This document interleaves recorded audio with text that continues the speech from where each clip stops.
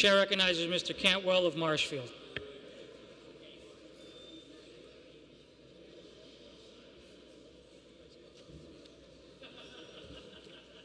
Thank you, Mr. Speaker, and through you to members of the House.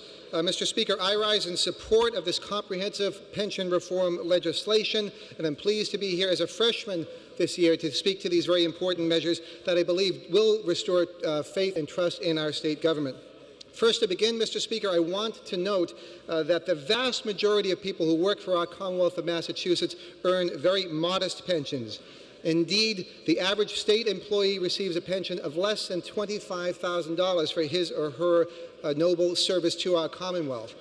In addition, folks who work in Plymouth County, where I'm from, Mr. Speaker, their pension is less than $18,000 a year. In both cases, for our hardworking state employees and the folks who work for Plymouth County, they also have a government pension offset. So, Mr. Speaker, as you well know, they are not eligible to receive Social Security. So they indeed do have very modest pensions. Why we're here, Mr. Speaker, in speaking about these very important reforms are those select few who have abused our current pension process, indeed, and have left a stain on the public service that we all credit and that we all find precious here in the Commonwealth of Massachusetts in the House. I'm very pleased and proud of the fact that this reform now is eliminating the so-called provision of a 1 day for 1 year of service. Very pleased to know that we've changed the definition of what would term as regular compensation. So the things that people have read about that they feel to be so dishonest of folks who've been able to add in not only getting credit of 1 day of service for 1 year, but people working into compensation, things such as bonuses, per diem allowances, office stipends, lodges or unused vacation, all those things being eliminated today, Mr. Speaker, through the hard work of this branch.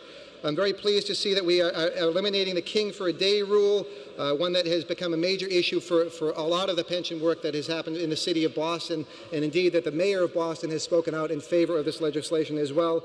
And it's a matter of personal pride for myself and for my good friend, the freshman representative from Chelmsford, that we are eliminating the Section 10 pension benefits that we also found as freshmen to be, in our view, to be unwarranted. I do want to end, Mr. Speaker, in thanking Speaker DeLeo, who pointed out with his first speech as Speaker that this is one of the areas of important reforms that we needed to take up. I very much want to thank the chairman of the Public Service Committee who met with myself and about 30 other representatives when this issue was being debated most recently. I appreciate the hard work of that committee, and I would urge all of our colleagues to support this version of the final version of pension reform. I ask that all voters and all members vote yes today.